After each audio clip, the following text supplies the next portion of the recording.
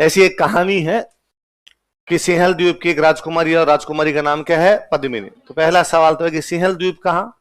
तो हम कहते हैं श्रीलंका। क्या कहते हैं? श्रीलंका। इसका मतलब श्रीलंका की एक राजकुमारी और राजकुमारी का नाम क्या है? पद्मिनी। और वहां के जो राजा है, सिंहल द्वीप के जो राजा है, उन राजा का नाम है गंधर्व सेन, और उनकी जो रानी है उनका नाम क्या है? चंपावत। सिंहल द्वीप एक है, वहां के राजा गंधर्व सेन है, वहां की रानी चंपावती है, और उनकी जो राजकुमारी, उस राजकुमारी का नाम क्या है? पद्मिनी। मेवाड़ का या चित्तौड़ का, कह लीजिए मेवाड़ की राजधानी चित्तौड़ थी, तो मेवाड़ का या चित्तौड़ का जो राजा, उस राजा का नाम क्या है? रतन सिंह। कहानियां ये बताती है कि एक बार उस रतन सिंह के पास में एक तोता आया। उस तोते का नाम था हीरामन। क्या नाम था? और उस तोते ने आगे रतन सिंह को कहा कि रतन सिंह जी, यहां से 7 समंदर पार एक इतनी सुंदर राजकुमारी रहती है कि पानी पीती है तो गर्दन से दिखता है। और रतन सिंह जी को लगा, अच्छा इतनी सुंदर राजकुमारी है। और रतन सिंह जी ने कहा, अरे यार ये तो ठीक बात बताई। तोते ने कहा, फॉलो मी। तो राजा तोते के पीछे पीछे कहां चला गया? सिंहल द्वीप। कहां चला गया? अगली भी राजकुमारी थी। राजकुमारी राजा की बेटी है, राजा की बेटी है तो महल के अंदर रहती है। अब महल में तो घुसे कैसे भाई साहब मिलने के लिए? कई दिन इधर उधर घूमे, कोई जुगाड़ बिठाया कि कोई मिलने का तरीका हो सकता, लेकिन कोई मिलने का तरीका मिला नहीं। कहानी ये कहती है कि रतन सिंह 7 वर्षों तक सन्यासी की भेष में घूमते रहे। कितने वर्षों तक? कैसे न कैसे कोई जुगाड़ हो जाए। 7 वर्षों बाद गंधर्व सेन की नजर पड़ी रतन सिंह पे, जो कि सिंहल द्वीप का राजा है। और उसने कहा कि अरे यार, तुम तो अच्छे घर के मालूम होते हो, और इतनी यंग एज में क्यों सन्यासी बन गए? क्या कारण है? और रतन सिंह ने कहा, साहब कारण तो आपके महलों के अंदर है।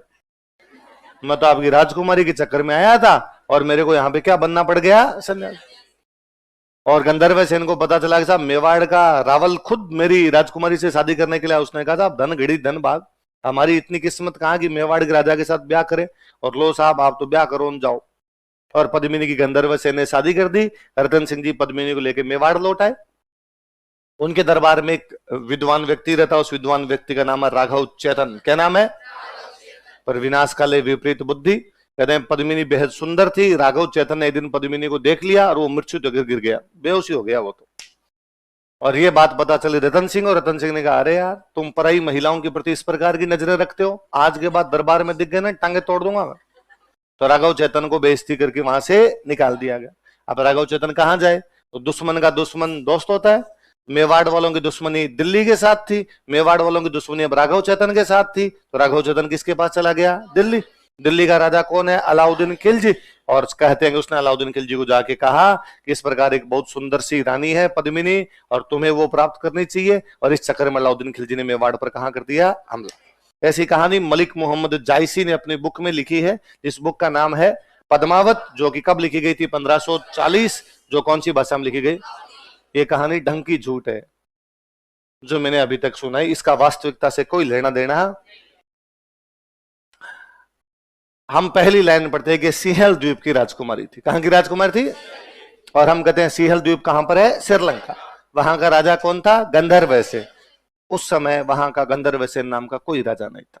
उस समय छोड़िए, उसके 100 साल पहले, 100 साल बाद में भी गंधर्व सेन नाम का कोई राजा नहीं है वहां पर। न कोई चंपावती नाम की रानी है, ना उनकी कोई पद्मिनी नाम की राजकुमारी है, कुछ भी ऐसा नहीं है।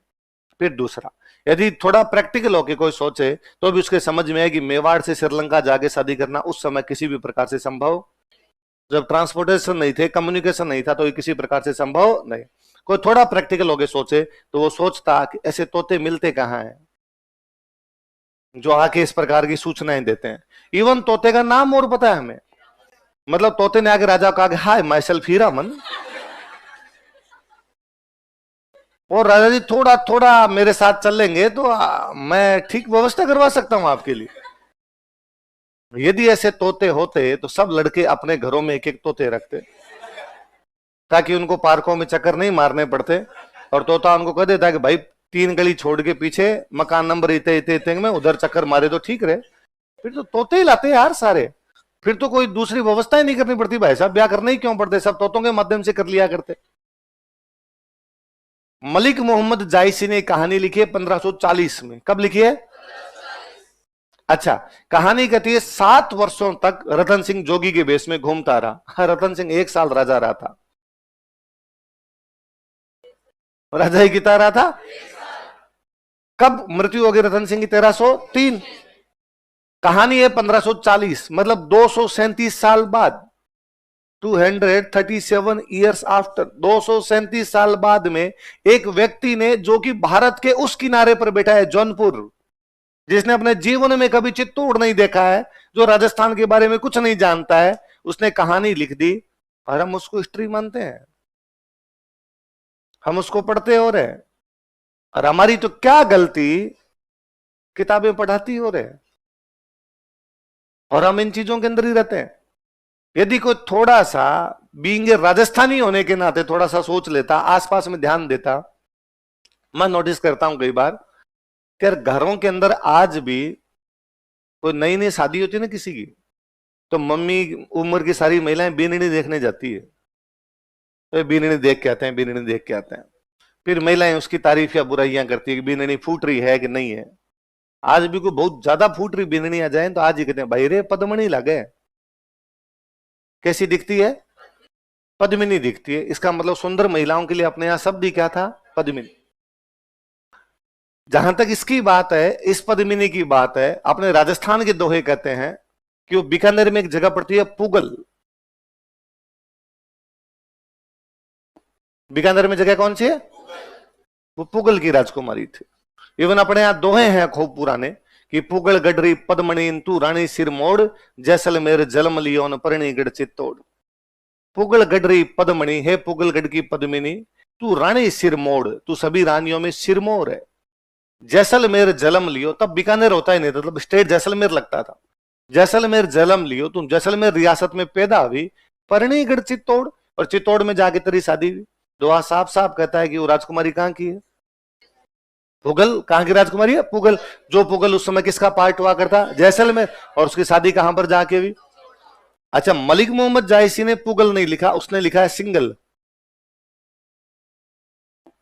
क्या लिखा है, पुगल पुगल पुगल पुगल करते करते उस तक कहानी पहुंची, तो उस तक की कहानी में क्या हो गया, सिंगल।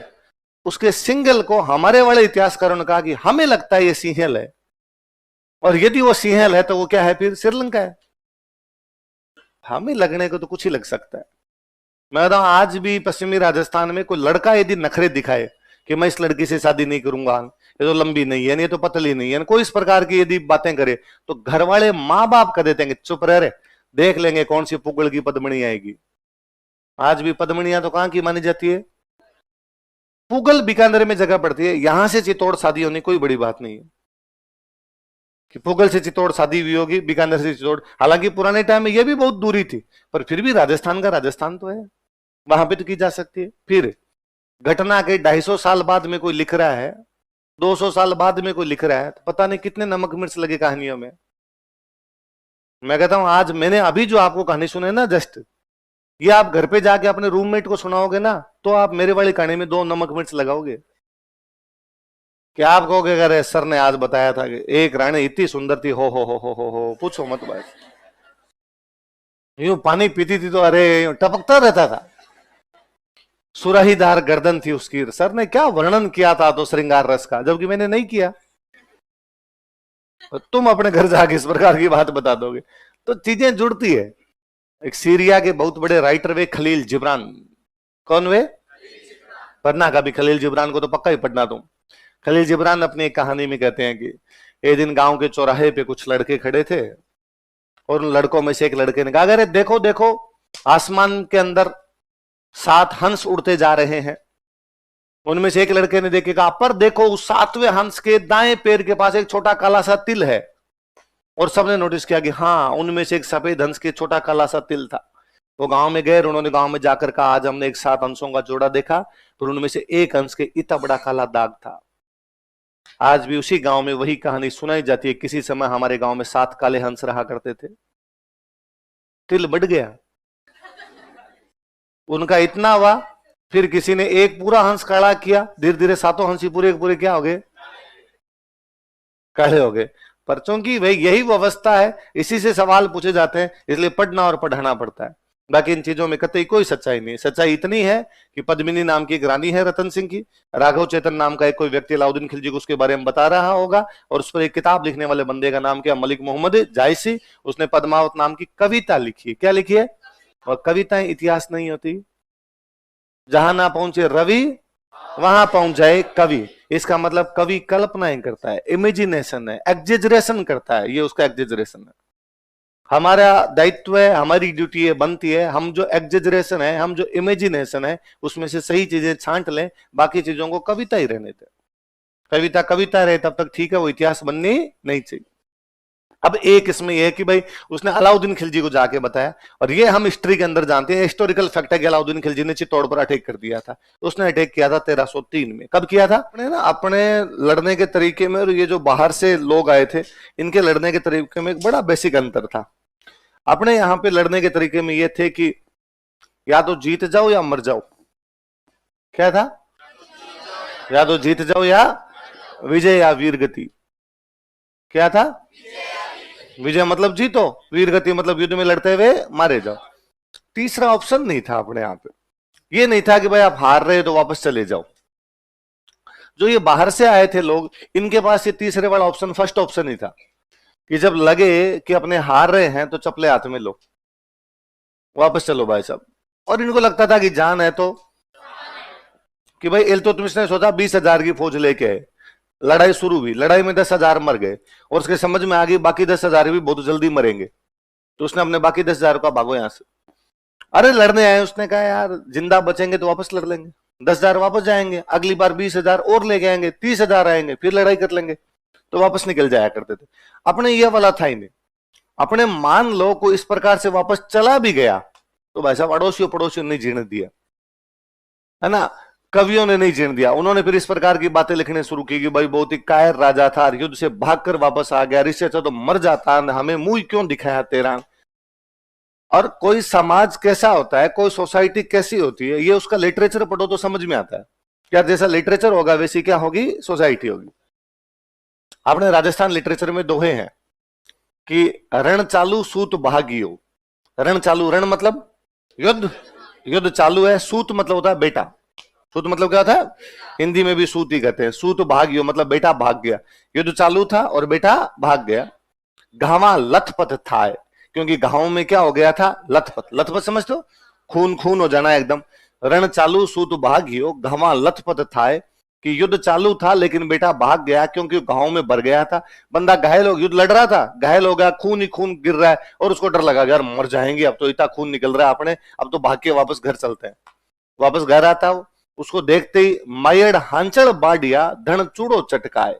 मायड़ मतलब माँ, हांचल मतलब स्तन। माँ ने अपने स्तन काट दिए कि कभी तेरे को यहां से दूध पिलाया था, शर्म आती है कि तू मेरा दूध पी के गया था और वापस आ गया।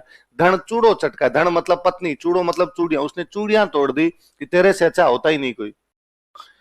ये घर की स्थिति है कि माँ और लुगाई भी मुंह देखने के लिए राजी नहीं है, तो अड़ोसी पड़ोसी और तो और ही नहीं जीने देते। तो उसको लगता है कि यार भले ही घाव लग गए हो, या तो मैं मरूं या युद्ध के अंदर जीतूं, तीसरे वाला कोई ऑप्शन है नहीं। और ये अपने समाज जल्दी से चेंज नहीं होता, समाज की प्रवृत्तियां वैसी की वैसी रहती है। ये अपने साथ अभी तक है, अभी तक भी। इसलिए अपने जब सिलेक्शन है किसी का नहीं होता है तो अपने कहते हैं घर वालों को क्या जवाब देंगे। सर घर वाले तो फिर भी मान जाएंगे, अड़ोसी पड़ोसी पूछेंगे उनको क्या जवाब देंगे। सर प्री नहीं हुआ, हर कोई पूछता है अब तो, और तुम तो तैयारी कर ही रहे थे, क्या हुआ। तो वो मनोवृत्तियां जल्दी से जाती नहीं है हमारी। इल्तुतमिश को जैसे ही लगा कि भाई अपने हार रहे हैं, तो इल्तुतमिश ने अपनी सेना का भागो यहां से। अच्छा, अपने एक दूसरी चीज और थी, यदि किसी की सेना भाग रही है तो भागती हुई सेना पर अटैक नहीं करना। भाग रही है तो भागने दो।